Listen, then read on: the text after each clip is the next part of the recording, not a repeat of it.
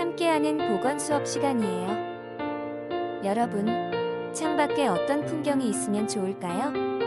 초록빛깔 나무들과 깨끗한 하늘, 둥실둥실 하얀 구름이 보이는 창밖을 보면 뛰어나가고 싶을 것 같아요. 창밖으로 뿌연 먼지바람이 보이면 창문을 열 수도 없고 나갈 수도 없을 것 같아 슬퍼요. 오늘 수업 내용을 알아볼까요? 생활환경과 건강 영역에서 미세먼지, 소리 없는 위협이라는 주제로 오늘 수업을 해볼까 합니다. 미세먼지란 무엇인지 알아보고 미세먼지로 인한 건강 피해, 생활 속에서 미세먼지를 줄일 수 있는 방법을 알아보고 실천해보아요. 먼지란 무엇일까요? 먼지는 모래보다 작은 고체 물질로 토양, 꽃가루, 매연, 섬유, 음식물 부스러기, 인간의 각질 등 특정 원인을 정의할 수 없는 물질이 뭉쳐져서 만들어집니다. 우리는 이렇게 만들어진 먼지를 제거해주기 위해 주기적으로 청소를 합니다. 근데 먼지는 왜 생기는 걸까요? 밖에서는 바람에 의해서 공기가 순환하므로 뭉쳐있기가 힘들어 보기 힘들지만 눈에 보이지 않게 우리 주변에 항상 존재합니다. 먼지를 주로 보게 될 때는 청소하고 난 다음에 청소기에 쌓인 먼지를 버려줄 때입니다. 그때 보면 먼지가 이렇게 많이 있었나 싶을 겁니다. 문을 열어놓고 생활하는 것도 아닌데 도대체 먼지는 어디서 생겼을까요?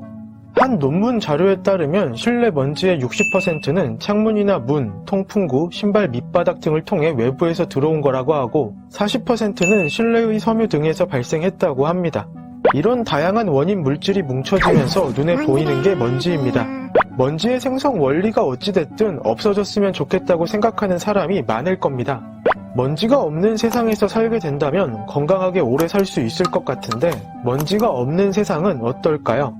먼지는 공기 중으로 증발한 수증기가 뭉쳐질 수 있도록 하는 응결핵의 기능을 합니다. 만약 먼지가 없다면 수증기가 뭉쳐지지 않으므로 구름도 없을 것이고 비도 내리지 않을 겁니다. 그러면 지구는 사막이 되어 인류는 종말을 맞이할 겁니다. 또한 먼지가 없으면 우리는 세상을 못 볼 수도 있습니다. 빛은 직진성을 지녔으므로 비추는 곳만 보여야 하는데 먼지가 빛을 모든 방향으로 산란시켜줘 세상을 볼 수 있게 해줍니다. 즉 먼지는 필요합니다. 그렇다고 청소를 하지 않으면 곤란합니다. 너무 많은 먼지는 인간에게 좋지 않은 영향을 미치므로 주기적으로 청소해줘야 합니다. 우리가 살아가는데 먼지도 필요한 것이군요. 그런데 왜 미세먼지는 나쁜 걸까요? 우리가 숨쉬는 공기 속에는 수많은 먼지가 떠다닙니다. 먼지는 우리의 코와 기관지에서 걸러지고 기침으로 몸 밖으로 내보낼 수 있지만 미세먼지는 크기가 작기 때문에 호흡기를 통해 우리 몸속으로 들어오지요. 먼지의 크기에 따라 미세먼지와 초미세먼지로 구분합니다. 미세먼지는 사람의 머리카락 굵기의 5분의 1 크기예요. 초미세먼지는 머리카락 굵기의 20분의 1입니다. 여러분 크기가 상상이 되나요? 이렇게 미세먼지는 아주 작은 크기의 모든 오염 물질을 말합니다. 자, 황사 얘기 한번 더 해보겠습니다. 오늘도 그렇지만 보통 봄철에는 황사와 미세먼지가 함께 찾아옵니다. 그래서 황사주의보나 미세먼지 경보가 내려지는데요. 그런데 그때마다 헷갈리면서 어차피 황사와 미세먼지가 사실상 같은 것이 아닌가 하는 생각을 하시는 분들도 많을 텐데요. 그래서 잠깐 알아보겠습니다. 봄의 불청객, 황사와 미세먼지가 어떻게 다른지. 자, 황사는 보통 중국 몽골에서 발생한 흙먼지가 바람을 타고 우리나라로 날아오는 자연현상입니다. 보통 가뭄이 심하면 황사도 심하고 반대로 가뭄이 덜하면 황사도 덜한 것으로 알려지고 있습니다. 황사와 관련된 예보는 기상청에서 담당을 하고 있는데요. 반면에 미세먼지는 자동차나 공장, 가정 등에서 석탄이나 석유가 연소가 되면서 배출된 인위적인 오염 물질입니다. 미세먼지는 석탄의 의존도가 높은 중국에서 발생해서 역시 바람을 타고 우리나라로 넘어오는 경우도 있고요. 우리나라 자체에서 발생하는 경우도 있습니다. 황사는 자연적으로 만들어지고 미세먼지는 인위적으로 만들어지는군요.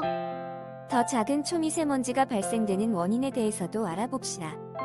초미세먼지는 석탄이나 석유 등을 태우거나 공장과 도로 자동차에서 교통, 나오는 이동하는 가스가 배출될 상태가 때 주로 낮아요. 발생합니다. 이게 한 10%가 조금 넘어요. 그럼 이제 제일 주 원인은 뭐냐 보니까 한 39%가 넘는 제조업에서 발생하는 산업 공해들입니다. 공장 굴뚝, 화력 발전소 이게 뭔가 태우는 게 문제거든요. 항상 공사장이나 도로에서 날리는 먼지 이걸 비산 먼지라고 하는데 그게 한 16% 정도가 돼요. 그리고 뭐 그 외에 이제 기타 가정에서 혹은 뭘 구울 때 막 발생하는 것들이 한 뭐 10% 정도가 돼요. 그래서 이것이 주원인인가 했는데 2차 미세먼지가 더 위험하다고 말씀드렸잖아요. 공기 중에 떠다니다가 이게 질소 화합물이나 황산화물하고 섞이면서 정말 해로운 물질로 이제 바뀝니다. 근데 그럼 2차 미세먼지 원인이 뭔가 봤더니 이게 도로에서 이동하는 오염원이 비중이 확 늘어요. 20%가 넘는 거예요. 자동차가 주범이다. 그리고 이제 두 번째로는 역시 그 제조업을 비롯해서 산업 환경 오염원이 위험하더라라고 합니다. 질소 산업을 방금 말씀하신 게 이게 정말 무서운 게요. 이거 먼지라기보다는 가스라 그러더라고요.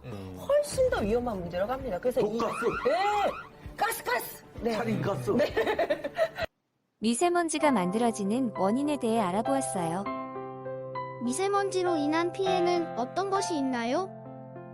미세먼지는 비에 섞여 내리며 토양과 물을 산성화시켜서 나무와 각종 식물을 황폐하게 만들고 농작물과 생태계에 피해를 줍니다.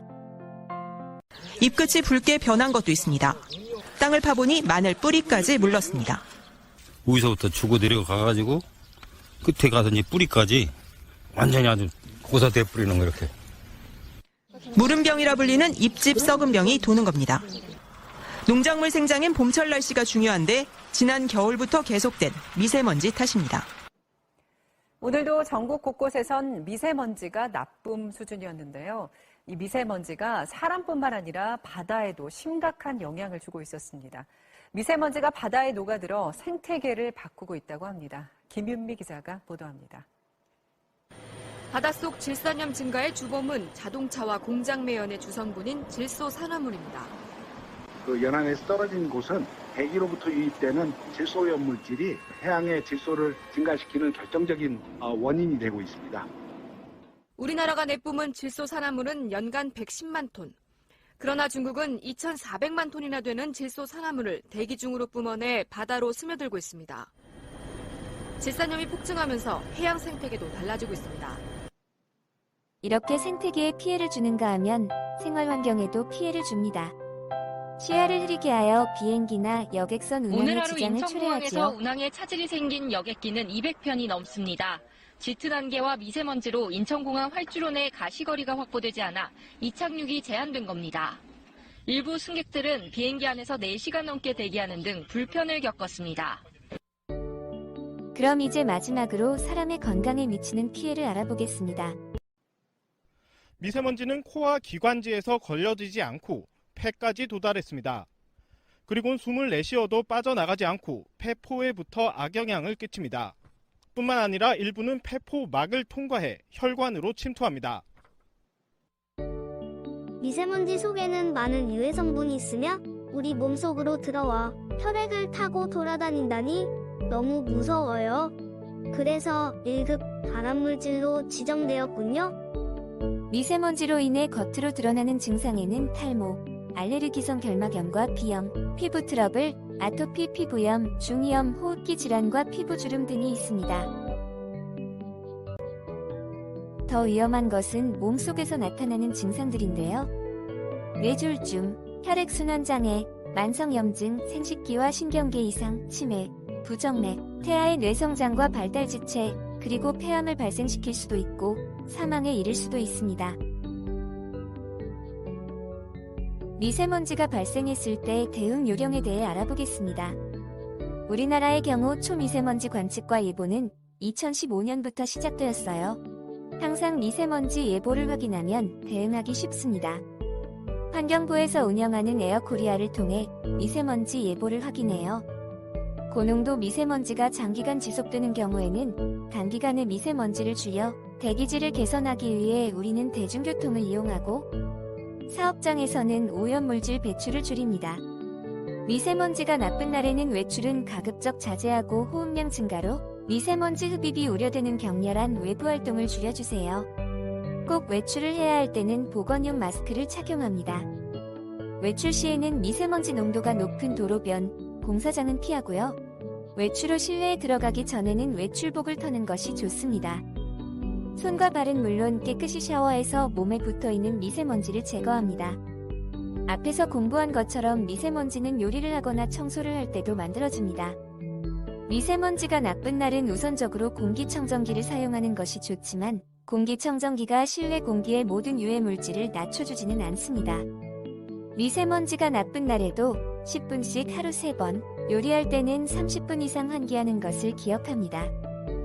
물걸레를 이용한 청소가 진공청소기를 사용하는 것보다 미세먼지 제거에 효과적입니다. 노폐물 배출 효과가 있는 물과 과일, 야채 등을 충분히 섭취합니다. 지금까지 배운 미세먼지의 이해와 대응 방법에 대해 퀴즈를 풀며 확인해 봅시다.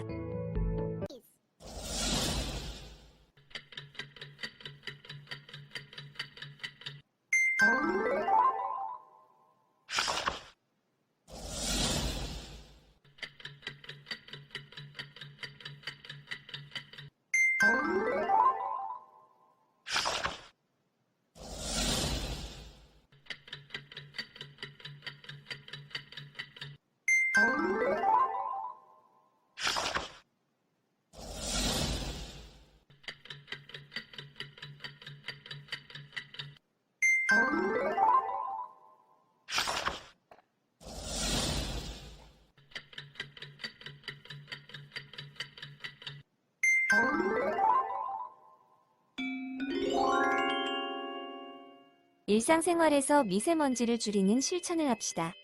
일회용품을 줄이고 대중교통 이용하기.